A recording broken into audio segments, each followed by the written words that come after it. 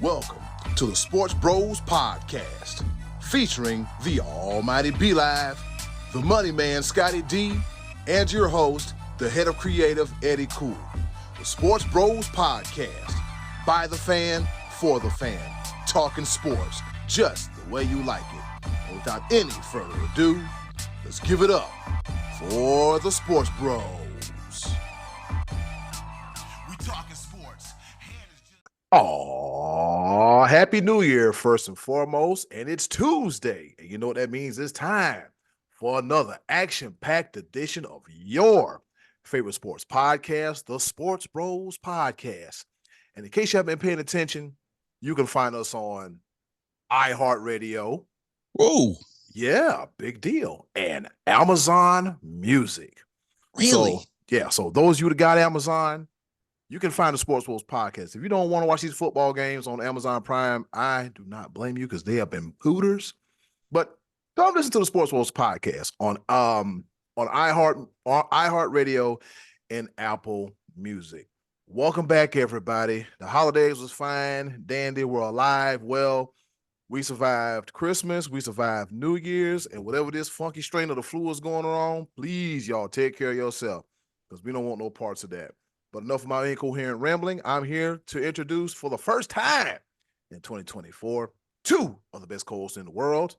Introducing first, he is the man down there in Fayetteville, North Carolina at the Share Studios, the almighty B-Live.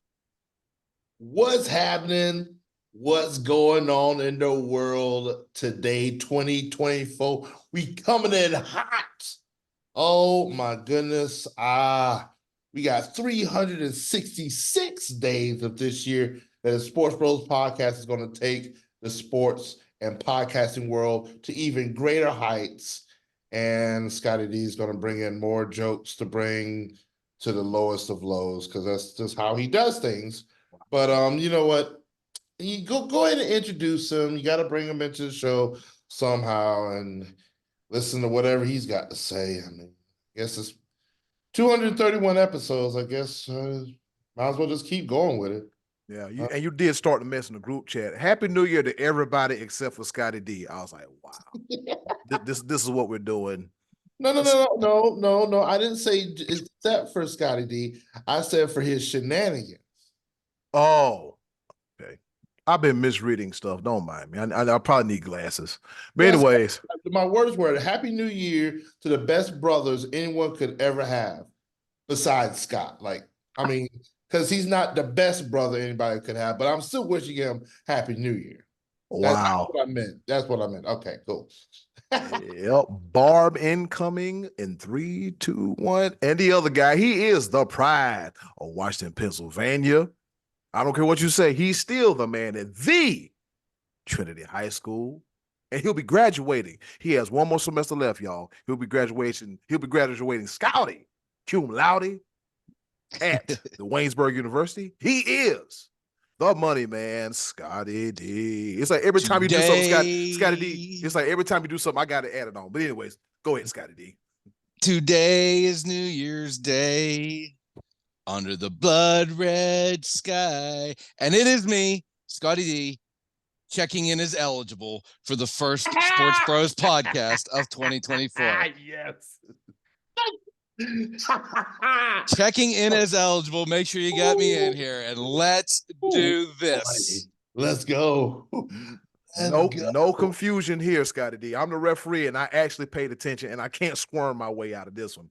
Well, you served up the softball. It's time for me to knock it out the park. With that being said, let's go ahead and hop right into it. The top of the order. All right, let's get this thing started. Here it is, the top of the order. This past week in the National Football League, we've had some significant outcomes. Some teams are going to the playoffs. Some teams are fighting for their playoff lives. Some teams have been eliminated. But let's go ahead and hop right into the hot topic that was Scottie D's Cowboys against B-Live's second favorite team, the Detroit Lions. The 2-point conversion, did you report as eligible? Can 2 people report as eligible? Scottie D, what in the hell is going on? Yep, the elephant in the room. There was a very, very bad call at the end of that game on Saturday night, Cowboys against the Lions. Such a bad call that went against the Cowboys that nearly cost them the game. And I'm angry as a Cowboy fan of having such a bad call go against the Cowboys. They were lucky to get out of that one with the win. 2 minutes and some change, the Cowboys picked the ball off, ready to run the clock out. And what happens? A tripping call. A tripping call gives the Cowboys a 15-yard penalty that should have never been called. The Cowboys, Shoemaker, the tight end, is engaged with Hutchinson, who sticks his leg out to trip Tony Pollard, and they call it the wrong way. 15 yards go back the other way. The Cowboys now have a 1st and 25 instead of a 1st and 10 from the 12-yard line. Lions never should have got the ball back. So there you have it. Everyone's crying about the bad call, and there it was. Circled that one against the Cowboys. Now, Mike McCarthy did try to make it interesting upon that scenario by having Dak Prescott throw a bomb out of bounds on 2nd and 14. A play call that I will never understand. And why Dak did it, again, I don't understand. And the Cowboys settled for the field goal. And then we saw what happened. The Lions get the ball, come right down the field. Dan Quinn, the brilliant mastermind of the defense, plays triple prevent, meaning everybody drop back basically to the goal line and let Detroit just welcome them on down the field. And the Lions scored. And you know what? That was a terrible situation that happened to the Lions. And all joking aside, that can't happen. It was human error. The official thought that the other guy was reporting in because he had done so multiple times through the game, and he came in. And if I'm the Lions, I'm furious if I'm a Lions fan that happened, because they did rightfully convert that 2-point conversion. Now, the game was not over. There were still 23 seconds to go. And if you heard Troy Aikman earlier in the game, he said he had talked to the Cowboys kicker, Aubrey, and asked him if he could make a 70-yarder, and he, without hesitating, said yes. So 2 timeouts, there's a possibility the Cowboys could have picked up 25 yards and gotten to the start and had a shot. I mean, if you're the Lions, you still would rather take your chances with that than what happened. But once that penalty was assessed, this is a point that I think Dan Campbell needs to coach with his head, not his heart, because he should have taken the extra point. And then he got a break because Micah Parsons jumped off sides and gave them yet another shot, and he still opted to go for the 2, and it came up short. This after earlier in the first half, him passing a 4th and 5 and passing another 3 points on the board. So the Lions, you have a case, because that definitely could have decided the game in your favor. But there were other multiple factors leading up to that. And I credit Jared Goff for saying the same thing after the game. And as a Cowboys fan, I can tell you, I went to bed that night not relieved and not happy, but feeling just kind of like lucky to have that one. That one was very unfulfilling. But nonetheless, I was fulfilled the next day when the Philadelphia Eagles dropped the game to the Arizona Cardinals, and now the Cowboys in position to win the final game of the season and get the number 2 seed. Be Live, tell me what's on your mind in this game. All right, let's start off with a couple things real quick. Analytics will be the death of professional football. Kick field goals when you have them. Yep, take the points. Take the points, because we would never gotten to this point. But here's the thing. Tripping call, yes, that was a bad call. But you know, the elephant in the room, at the end of the day, you've heard of the acronym ASSUME, right? Yep. Yeah. Where you make an ass out of you and me. Here's a couple things. Like, first of all, declaring number 70 as eligible before he didn't even go to the referee to say anything. He ran up as like the other 2 linemen were there as well, but he didn't even get a chance to even say or do anything. He just ran up there, which I think was part of the ploy that Detroit was trying to pull off. At the end of the day, the referee did announce that number 70 was eligible. Yep. There was sound bites where he clearly said that 70 was eligible. I don't know on the hype of everything that's going on. Maybe Dan Campbell didn't hear that. But at that point in time, I'm calling timeout. Or did they already call timeout? I'm not sure. But clearly, the referees got it wrong, because 70 didn't even get up get up to declare himself eligible, while number 68 was there actually trying to talk to the referee. And you can see that the referee is just off in la land. Yeah, he's looking at 70 run towards him and ignored the two guys that were directly in front of him. So and Campbell is wrong. Two guys can report eligible. Okay. On one play. He said that he said after two guys can't, but they can.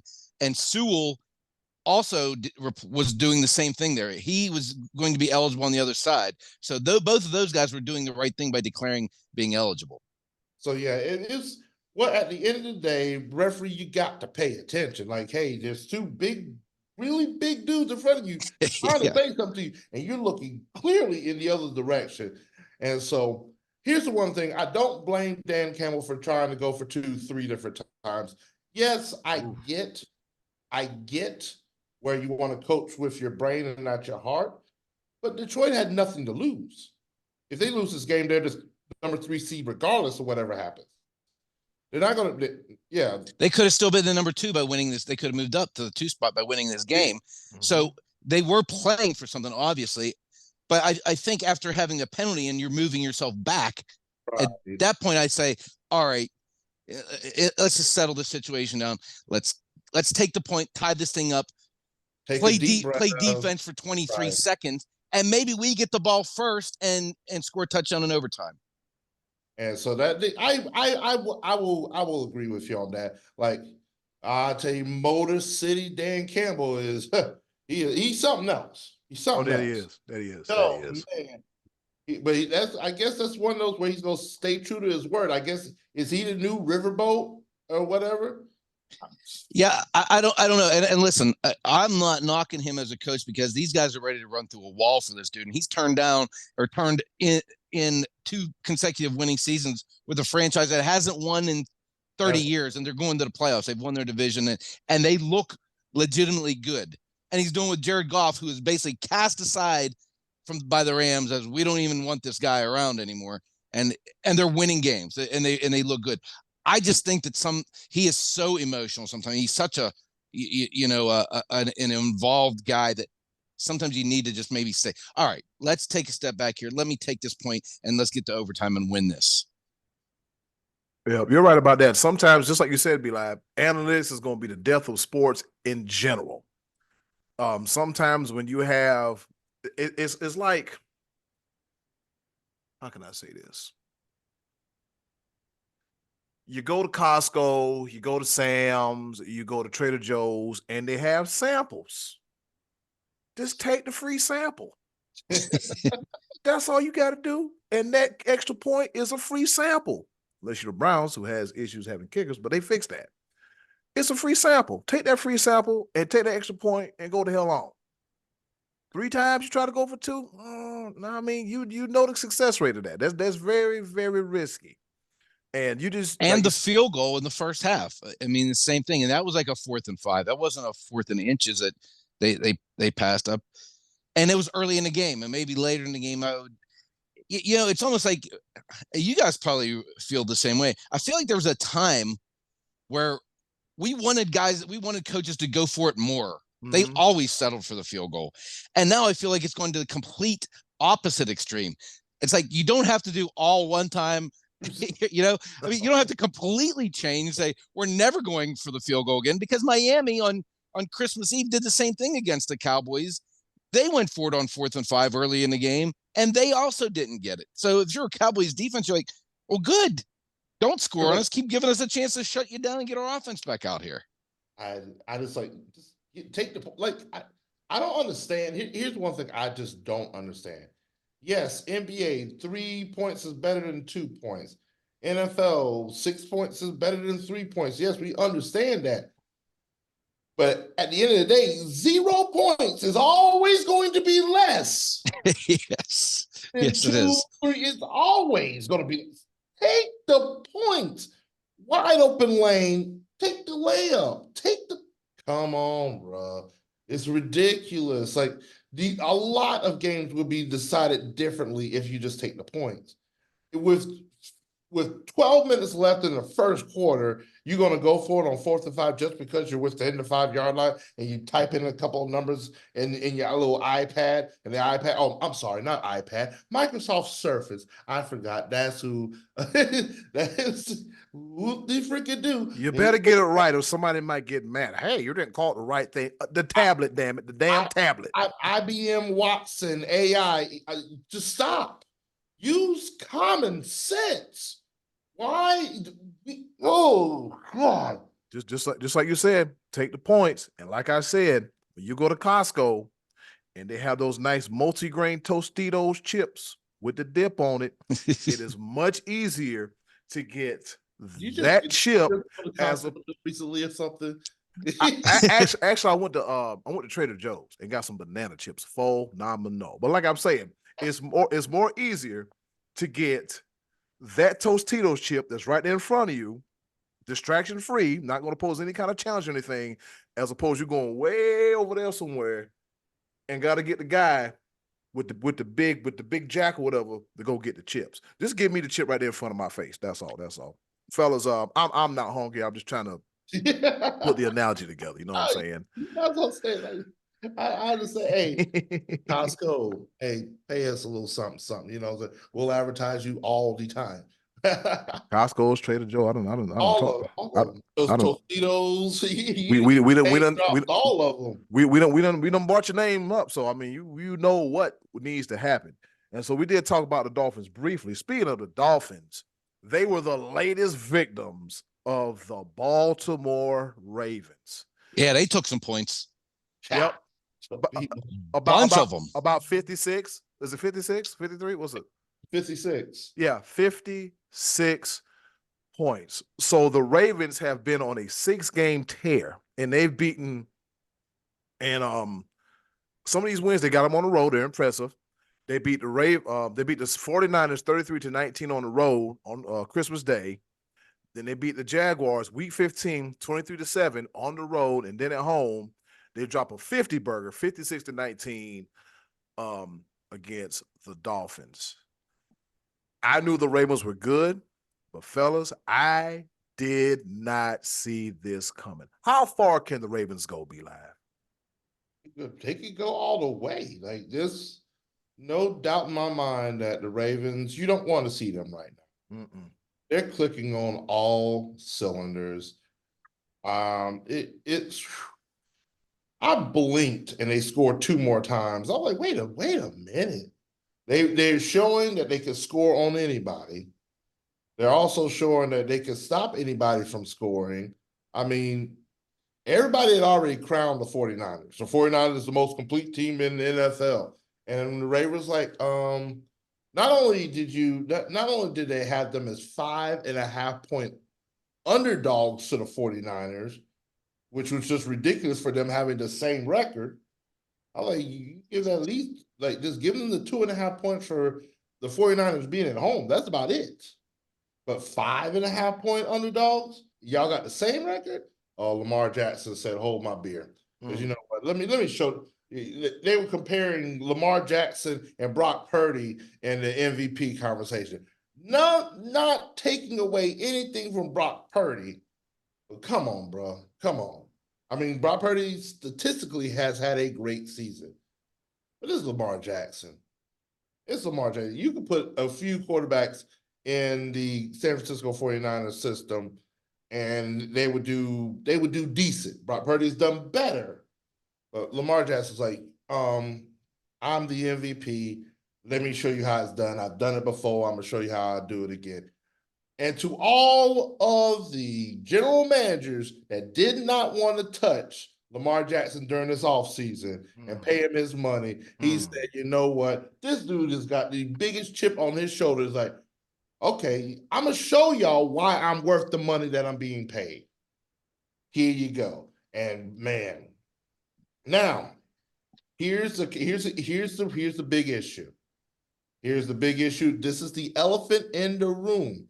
Lamar Jackson has done this before.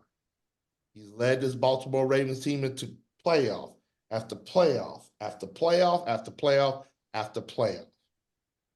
Now, Can you get the job done in the playoffs? The jury is still out. This is the time. This is the moment. Lamar Jackson, show us who you are in the postseason, because that's where the money really is. We see it clear as day in the regular season, but everybody knows when you get into January football, it's a whole different beast. I'm gonna say Ravens Bills AFC Championship. I wouldn't want to face the Bills right now either. That's why I have in the AFC Championship right now. Scottie D, what you think? What you got going on over there in your brain? Well, as impressive as the Ravens were this past week, because I felt like I was watching, forgive me, an SEC ACC bowl game when I was watching that game. Don't. I felt like I was watching that on Sunday. And as impressive as that was, it was more impressive the week before when they went out to San Francisco and just kind of owned them out there. And, you know, Lamar Jackson, he looked very confident, because I didn't really consider him to be one of the top 2 or 3 in the MVP race. I considered him like down at 4 and 5, and his numbers suggested that's where he should be. But the guys that you thought were 1 and 2, he beat them. He beat McCaffrey and Brock Purdy in their house, and then he beat Tua, who was also in that conversation, pretty handily this past Sunday. So, you know, I think even without the staggering numbers, the fact that he's led that team the way he has, I'd vote for him for MVP. I think he would be the choices here. If not him, then probably McCaffrey. That would be my 1 and 2 as of right now.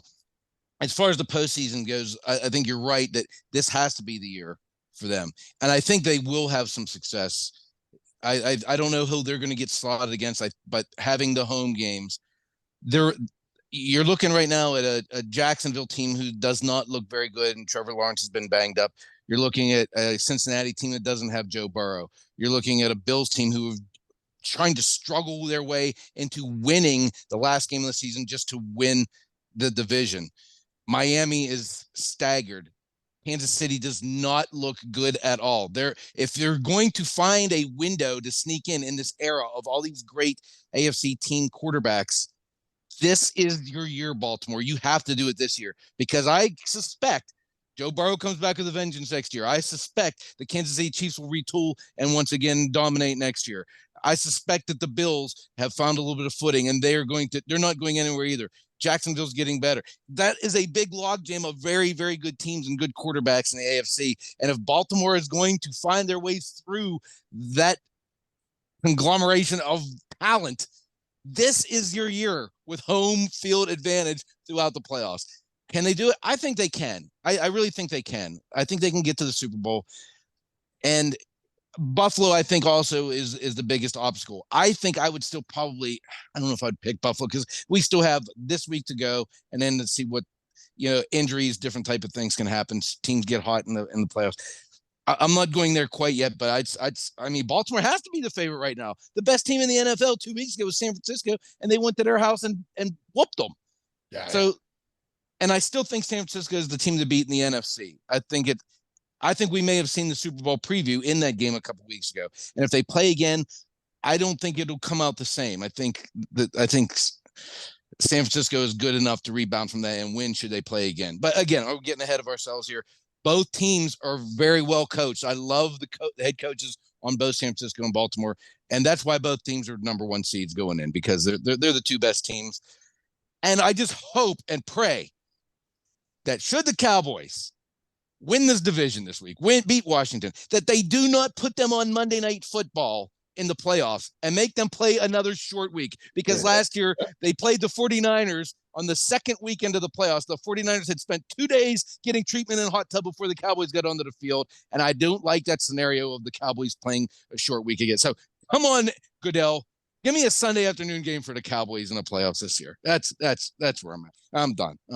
Scottie D, you said a lot. I need exhale.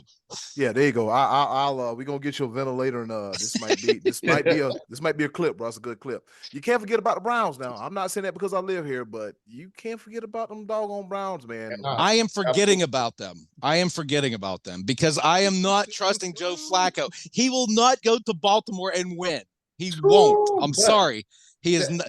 That would be interesting. The matchups I would like to see in this postseason will be those two, and I would also like to see Buffalo and Kansas City. I think that would be an interesting matchup, and Baltimore and Cleveland. Those would be. Give me those matchups. Give me those. But you really think? And I know you're surrounded by Cleveland fans, and they're all going nuts up there right now, and they're all excited. Tearing stuff up. Do you think Flacco can win in the postseason? Are we trusting him? He's looked awfully good. He really has.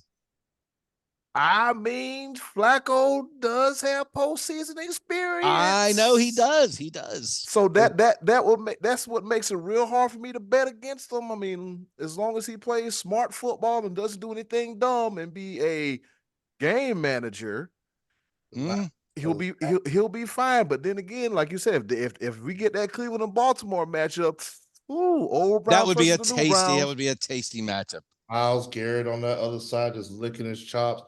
And I just want to say the last time that Joe Flacco had a top tier defense, I think he got something on the finger. He got a little ring. I'm just saying. And Cleveland's defense is playing lights out. They're very good. They're very good. So let me just because I'm gonna go ahead and segue into it because we're already leaning into it. Week 18 in the National Football League has got some loaded matchups. Oh my God. I'm excited because I am too. I'm looking forward to this weekend. Many scenarios right now. Check this out. I'm just gonna throw it out. The Kansas City Chiefs, I bet money they're gonna be rooting for the Buffalo Bills week 18. Because the Buffalo wins over Miami, Buffalo wins the division, and Miami drops to possibly the number 6 position where Kansas City would face them. Kansas City will face the number 6 seed. They're locked in the 3rd seed for Kansas City. So they would go against number 6. Right now, number 6 is Buffalo. But if Buffalo beats Miami, then I'm pretty sure they would do a swap. And Buffalo, because I think would be 2. Yeah, Buffalo would be 2 because didn't Buffalo beat Kansas City and they would have that tiebreaker advantage? Yeah, and I think they actually still have a less. They may have be ahead of them in the loss column. I'm not sure. No, they may be. Yeah, head to head though. I believe you're correct. So Buffalo would move up to the 2 spot. Kansas City would be 3. So basically, it seems like Kansas City would be playing the loser of this game Sunday night. Right. I think that's the way that works out. I think that's the way it looks. And the thing about it is because I think Cleveland, if Cleveland wins, they're locked in the 5 spot. Jacksonville. Yeah, against Jacksonville. And so actually, I don't know if that's said either, right? I think that as Jacksonville locked up that 4 spot, I kind of think they have. They have not won the division yet? It's a 3-way tie. It's a 3-way tie. Jacksonville. Okay.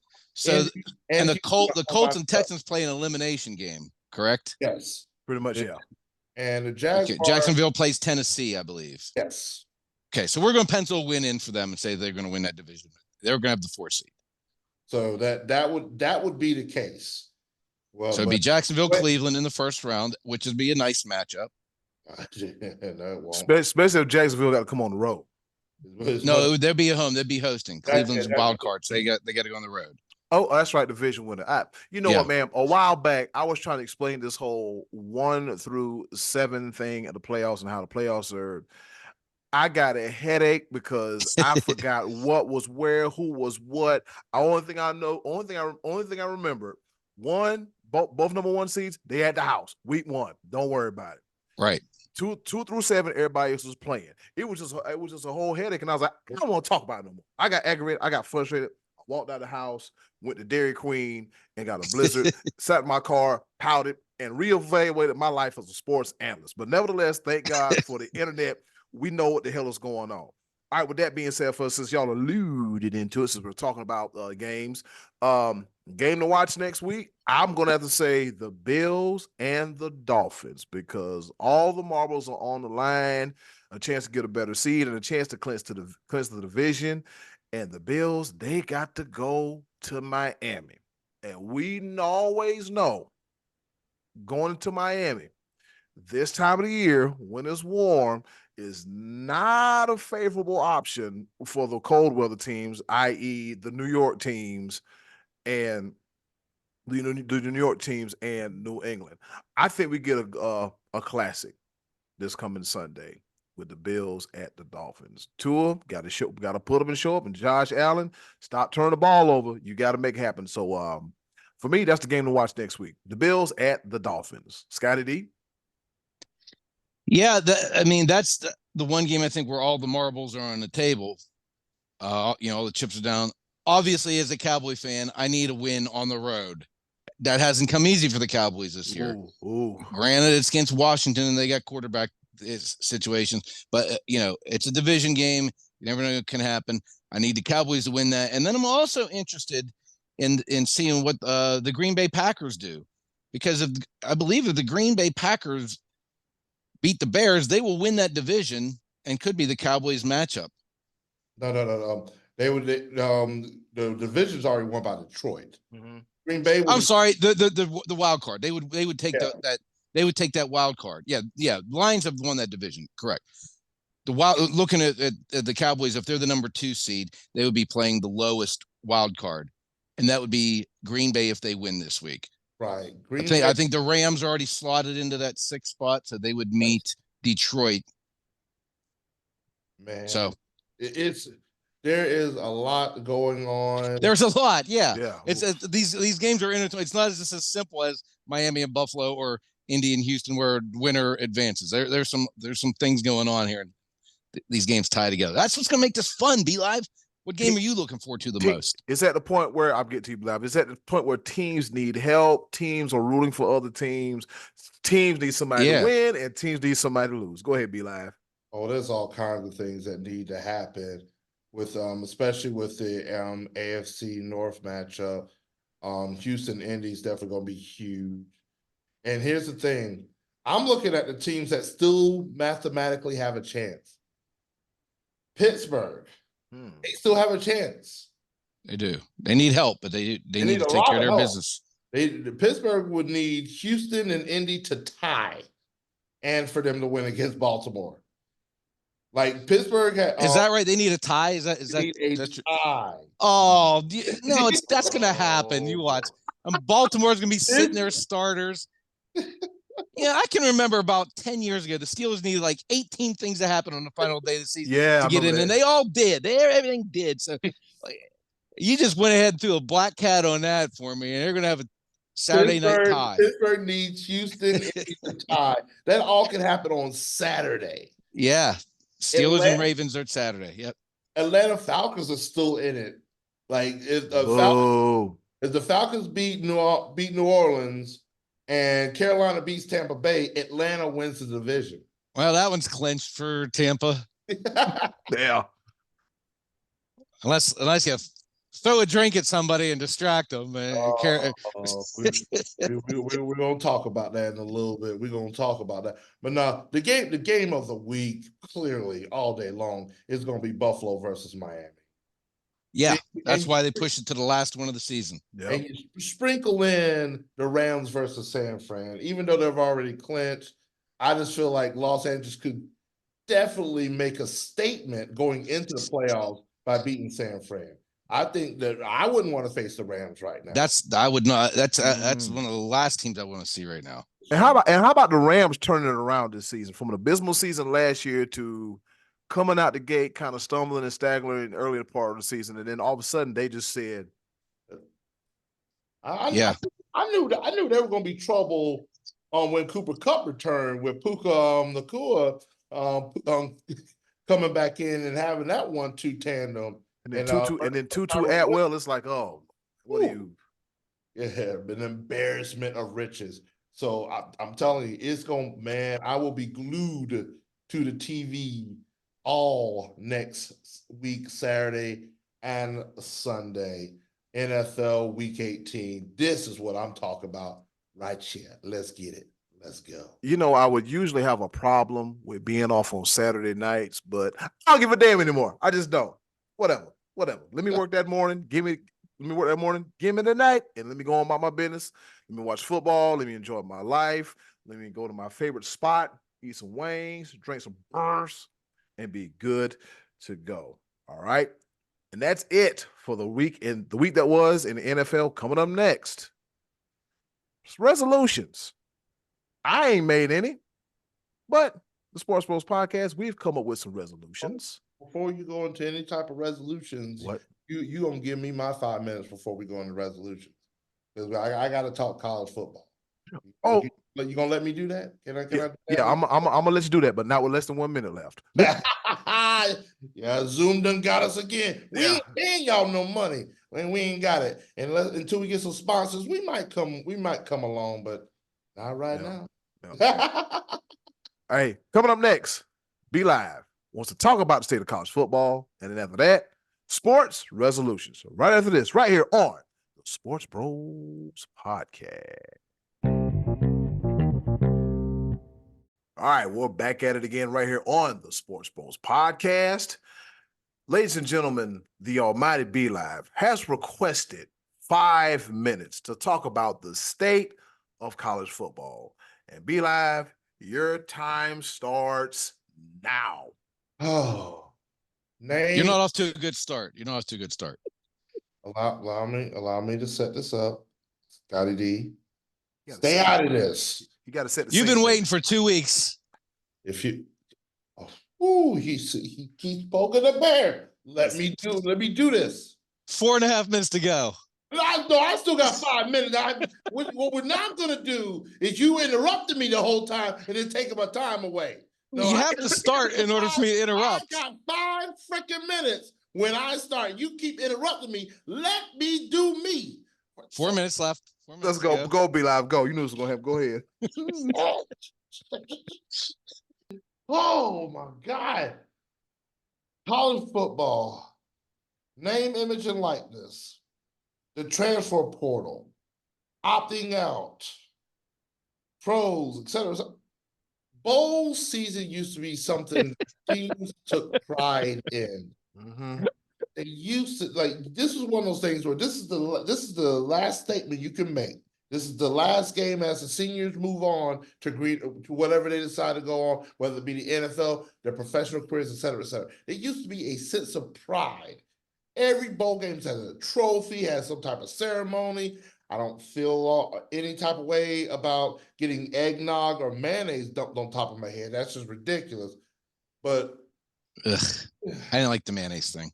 I know nobody likes that. It's a bad tradition. Horrible. But you can clearly see this year above all the past years. College football is in.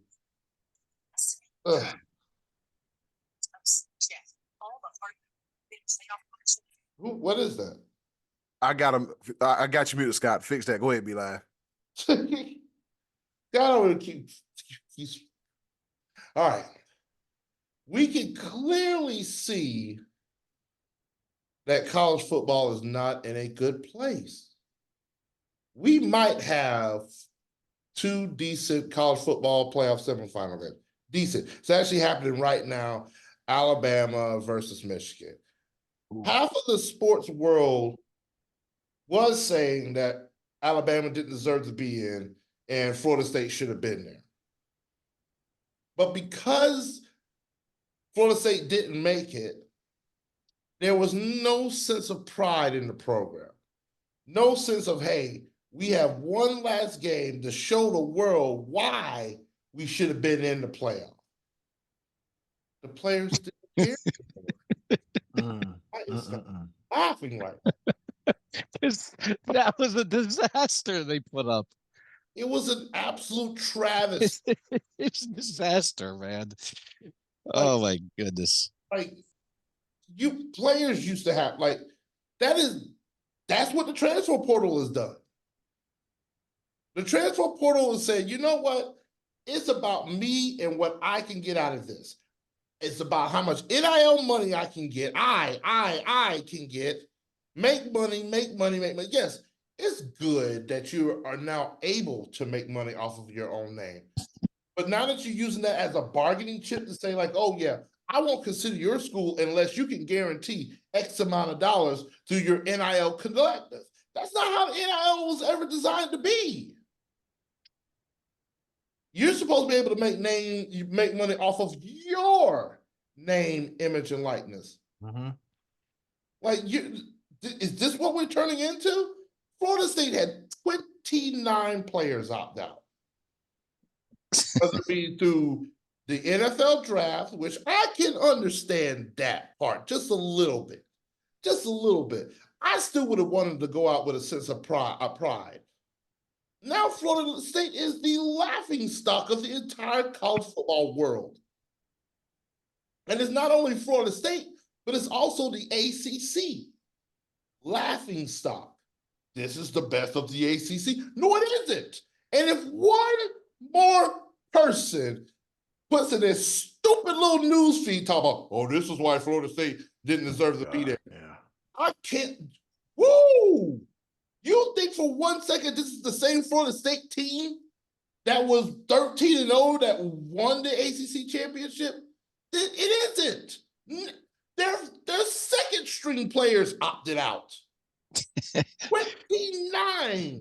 It's all part of the joke that is college football. College football has turned into a complete joke during not only just bowl season anymore. I always thought bowl season was stupid, but it's just a business like any other business.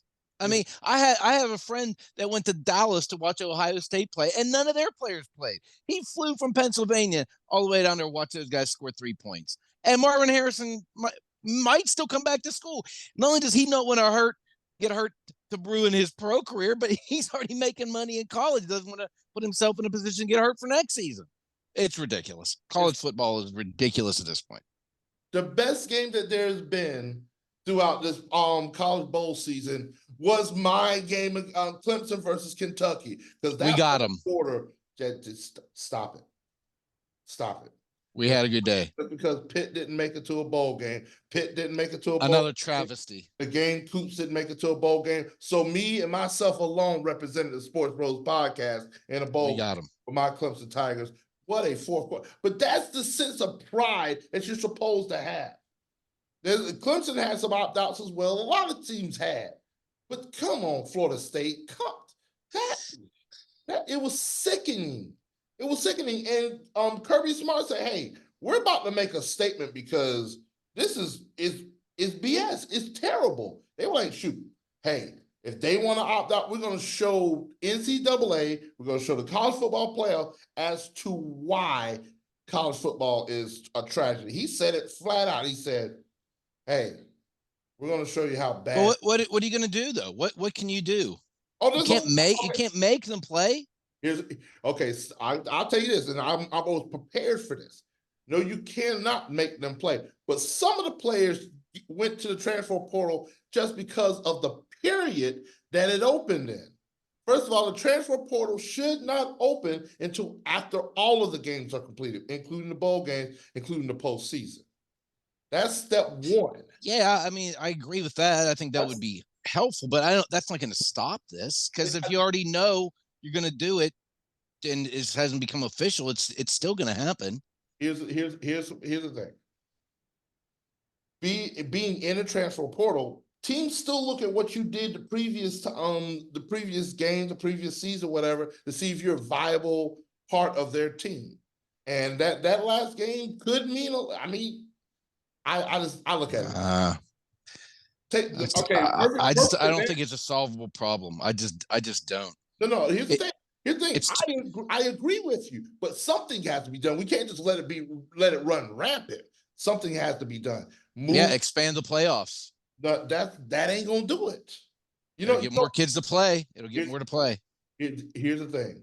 You expand it to 12 teams, which you're gonna do. Great. Now you're gonna have 5 meaningful games as opposed to 3.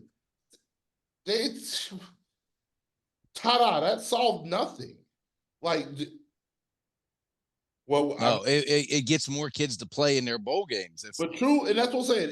If you expand the playoffs, there will be will more help. meaningful games. That's what I'm saying. If you go to a 16 teams, But now you got 16 teams instead of 4 that are going to have guys playing out, trying to do something in the postseason. But even then, I'm not even convinced that some of those kids want to skip those games if they're worried about it. I mean, what's more meaningful, a big NFL contract or we want a playoff game? We beat Liberty in the playoffs. I mean, see, I knew you were gonna bring up Liberty. I knew you was gonna do that, and that's why. Well, that was just on the top of my head because Bo Nix actually did play in his bowl game, right? For Oregon. He did. The sense of pride, and here's the thing: no offense to Liberty, they earned the right to be there, and they played the game that was put in front of them on the field. They just outmatched. And this is the second part of my rant and my argument, is a simple fact that now because of NIL and because of the transfer portal, the rich get richer. Your teams like your Liberties, they're falling by the wayside. You know why? Even though they went 13-0, they fall by the wayside because they don't have the capita, they don't have the funds for these major NIL collectors.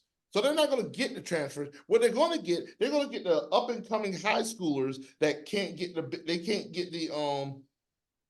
they won't get the commitments from the team because they're steadily looking for transfers. Tate Rodemaker, for example, he was the heir apparent starter for Florida State. But because of the transfer portal being open earlier and the fact that FSU was still looking for another quarterback, he was like, why am I staying here if my own team is not loyal to me? He said, well, I'm just going to enter the transfer portal because Florida State is clearly looking for the next best thing out of the transfer portal as opposed to looking towards me, the player. Who do they get? Here. And that happened today. DJ Ukulele. DJ comes from Clemson to Oregon State to Florida State. And I'm watching Florida State fans right now. Oh man, watch out now. We got DJ. Y'all were talking trash about this dude 2 years ago when he played for Clemson. Now he's the next best thing. Make it make sense. He's like the Gardner Minshew of college football. Yeah, he is. It's unreal. This is sickening what I'm watching right now. Like, yeah, guess what, DJ? We're coming for you. We coming for that ass. Hasn't he been around since like the late 90s? Oh. How many years eligibility does this kid have? He's only this will be his 4th season. I swear he played 4 for Clemson. No. Or be like Stetson Bennett that played like 13 years, and then then there was a kid in Miami that played another 5, and then the tight end, wherever that tight end went to, he played like 15 years, and I got these extra COVID years in. So over years going in there, it's a mess, and the fact that Florida State they were like, Tate Rodemaker, sorry, bro, we're not committed to you. He said, well, then why would I show up for the game? This is what the college football landscape has turned into. And that's why everything's already, everybody that was talking trash about Dabo Swinney and how he approached NIL and the transfer portal, now they're looking back like, maybe he was right. Florida State's going to find out real quick how this they found out just now, the transfer portal. They brought in all these guys. They go, oh man, look at all this talent we're bringing in that has zero. They have not the slightest bit of loyalty to that brand that's on their jersey. Oh, there's no loyalty. The only brand that they care about is what's on the back of the jersey, their name. That's it. Then it's terrible. And this is what the college football landscape is. I'm gonna say this again loud and proud. Every single one of y'all out there talk about this was Florida State shouldn't have been in the playoff. Shut what I call the hell up. all the way. Because that's not how any of this works. Those transfer players did what they could and did all this, then realized that, oh, we're not playing for a championship anymore. Oh, I'm out. Yeah. It's too bad. It's turning into, the bowl game is starting to turn into like basically an audition for next season. Yeah. LSU had a quarterback win the Heisman Trophy, and yet he didn't play, and they might have found their quarterback of the future. They beat Wisconsin 35-31 on New Year's Day with a young man named Garrett Nussmeier who threw for like 300 yards, whatever. Well, they're probably feeling pretty good about themselves because they already got a game of experience in a big game coming in next year. So it's just it's not what it's supposed to be. It's supposed to be the game that wraps up your career if you're a senior and wraps up the season. And yes, we were able to win a bowl, and nobody cares anymore. It just nobody cares. I just don't know how that gets solved, and I just don't think it can. It's evolving into something else. I'm all for the players getting paid, but it's kind of like the water right now in college football is murky, real murky, muddy, dirty, and nasty. It went from pride and prestige, the paychecks and endorsement deals. I mean, I get it, name, image, and likeness, and I ain't gonna lie to you, I am not a fan of the transfer portal. I'm just not, because, like you said, it's free agency. It literally, like if we're gonna do it at the end of the year. Do it at the end of the year, yeah, and then bowl games. After the bowl games, yeah. It's one of those things where there has to be some type of check and balance when it comes to the transfer portal. Has to be something, or opting out, or whatever it is. Put them on a year waiting list. Something. Yeah. I mean, if you have to sit out an entire year, you might be more inclined to say, "Well, I'm going to stay here for another year and try to finish stronger where I'm at." So, that's how the old rule was. Okay, if you transfer, you got to sit out a year. Yeah. Now it's just it's free agency. It's a free for all. So, oh well, it's too bad. I mean, this is really nothing you can do about it. All right, Be Live. You got anything to say before we move on to the next segment of the show? The last little bit I'm going to say when it comes to the expansion of the playoffs, you're going to unfortunately end up, because of the landscape, because of the top heavy, the rich getting richer, you're going to have more. Now you're going to have playoff games like Liberty, Oregon. That's a playoff game next year. Liberty, Oregon, that's a playoff game next year. Just to show you, you want to expand. Liberty's 23. I don't know if they're getting into the top 12. Liberty would be in the playoff because they're the top group of 5 team. Just like it is now. They would be in the playoff. They'd be the 12th seed. They would go against the number 5 team, which essentially you're going to get pretty much the same score. And I can tell you right now, 5 against 12, 6 against 11, 7 versus 10. That includes your Ole Misses and Boise State. Oh no, Boise State, they're not in it. They've that's right. We had a really good game, 21 against 17. Tennessee and Iowa had a nail biter, 35-0, and that shootout of a. But it's and the the first round of the playoffs, the one you may get one good game out of those 4, and then from there, I mean, it's still gonna be top heavy. One like Michigan would beat the brakes off of anybody outside of like 7, 8, 9, 10. They just beat numbers. That's the reason why I didn't want the expansion. But now, because of players opting out, now I want the expansion of the playoffs because it makes those games meaningful, which I thought just the pride. That's what hurts me the most about college football is the very arguments I made for college football went out of the way, just left. Yeah. It's over. It's over. The pride is gone. There's no such thing. There's no loyalty anymore. It's a business. It is a business. All right. So with that being said, let's go ahead and move right along to our next topic. But before we do that, let's give a shout out to Miss Button. All right. Let's give a shout out to Miss Button. She is the voice that leads us into the choices of the voices. What's the update on Miss Button? She gave birth to a baby. Yeah, she just had a baby, a young baby boy named Kane, and congratulations to her. From what I understand, all is well. So she basically expansion into the SportsBros family. We're talking about expansion, but yeah, but she introduces the choices of voices, and we can transition. We're not going to do the choices of the voice this week, Eddie.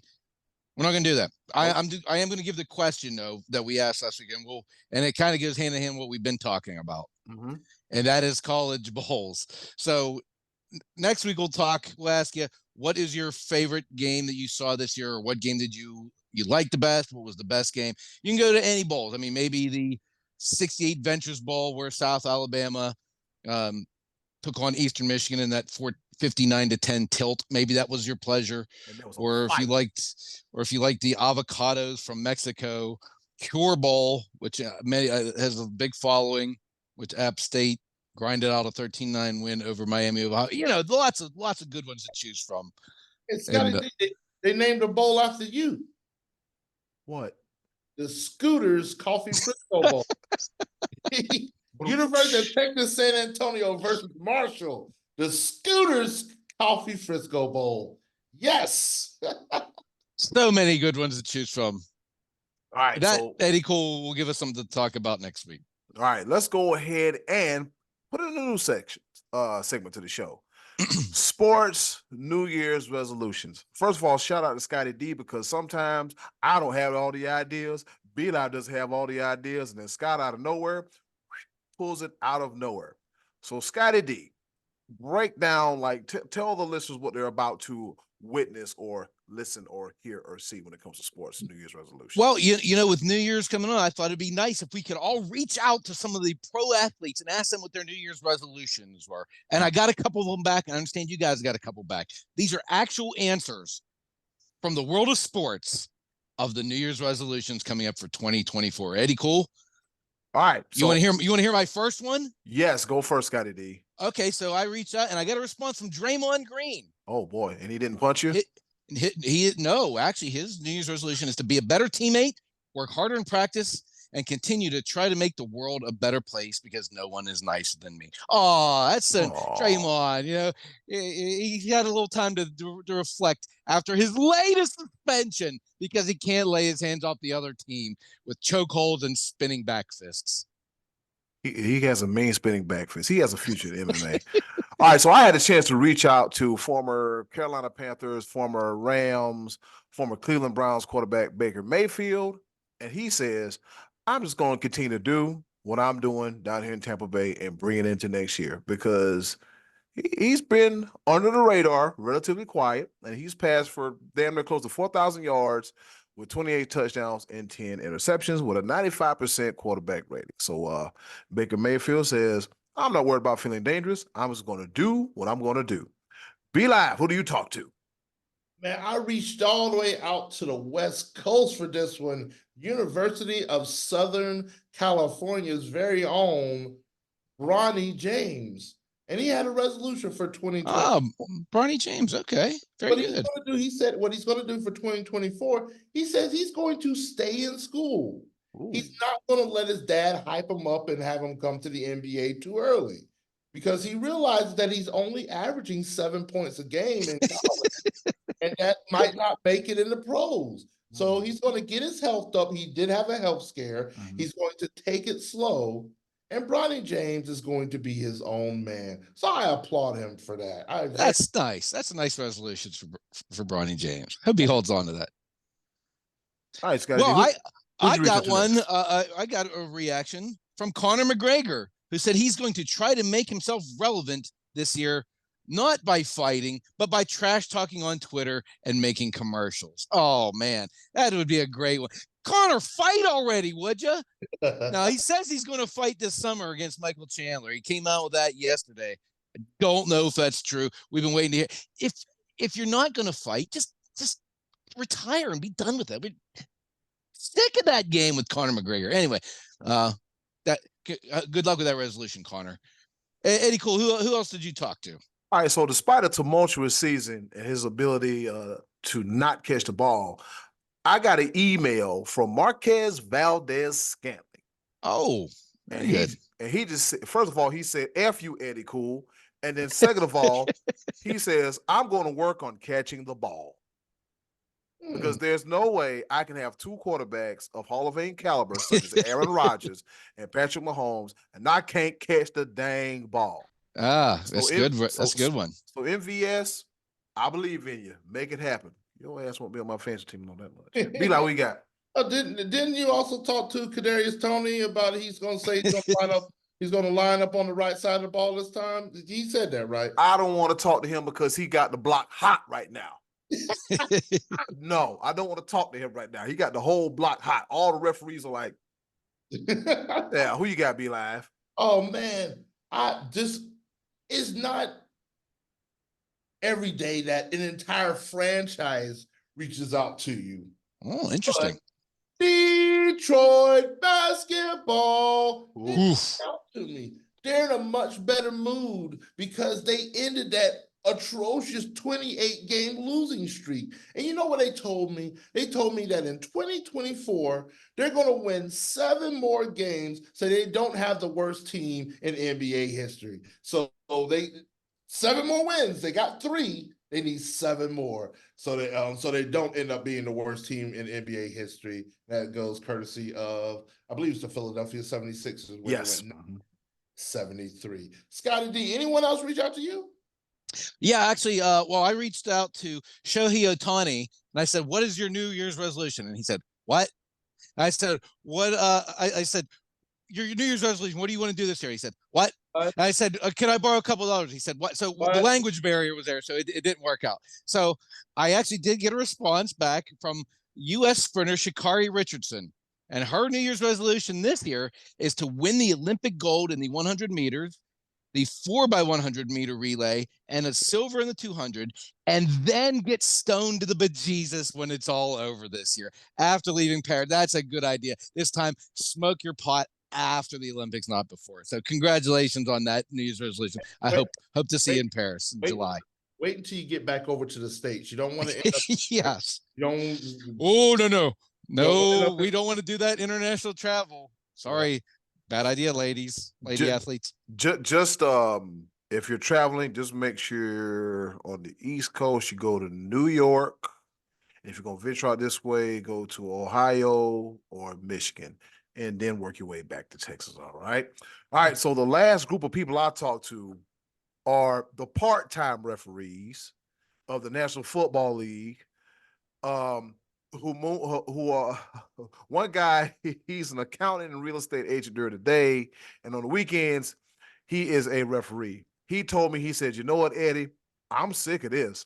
I don't get paid enough money to be ridiculed and be ridiculed and have trash talked about me and have death threats sent to my house." He said, "Matter of fact, I got an idea for the NFL. Hire some full-time referees so they can focus on referee abilities and referee stuff only. Not no doggone," he said a big word here, "not no dadgum part-time officiating. Because if you pay me part-time, you don't get part-time results." Be Live, what you got? That means they could maybe go to the new merged football league and work on their craft there. So, anyway, they get paid $200,000. The reason why they do other things because they have they have time. But yeah, this was unreal. This not every day that I get to talk to a billionaire, a multi-billionaire. Wow. But man, he has a resolution on top of a resolution, and I hope he stands to it. David Tepper out to me, and he said in 2024, he's not going to trade away any more good players. And he also said that he also said that he's not going to throw any more drinks on opposing fans. David Tepper, man, how you threw a drink? Oh, you were in Jacksonville. I would almost understand that if you were at your own stadium in Charlotte. You're at their stadium. Can't be throwing. Oh my Lord, David Tepper. Man, you know what? NFL, Roger Goodell. I think this is about that time. You already forced Jerry Richardson out of his seat. He's got to go. He's got to go. I don't believe in his resolution. He's going to do something else stupid. But let me just bring it back because we got one more segment. All right, I'm good. I applaud his passion for throwing the drink. I understand you're pissed, David Tepper, but damn, son. That was a very fun thing, guys. We had a chance to talk to people in the sports world in the New Year's resolutions. As you said, Choices of the Voices is coming back next week. But coming up next, we got a round of pepper right here. Stay. Don't you dare go away. SportsBros Podcast.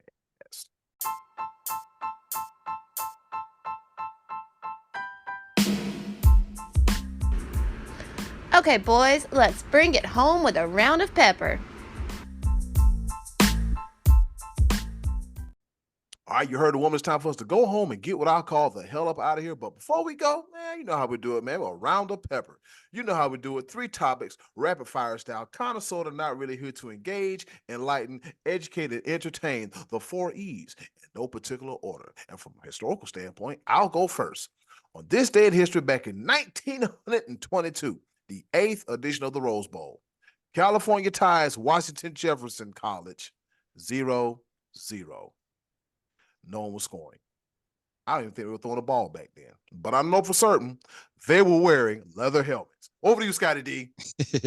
All right. So this past Saturday night or Sunday, whenever the heck that game was, Saturday, the Cowboys and Lions, I cried at halftime because Jimmy Johnson finally got his rightful place in the Cowboys Ring of Honor. And for me, this was actually almost as much, if not more meaningful than Jimmy getting the call to the Hall of Fame, because this is a Cowboy thing and he belonged there. And Jerry Jones finally put his ego aside, and it was worth it to hear Jimmy Johnson surrounded by the triplets saying, "How about them Cowboys?" Great moment for me as a Cowboy fan on Saturday night. Be Live, over to you.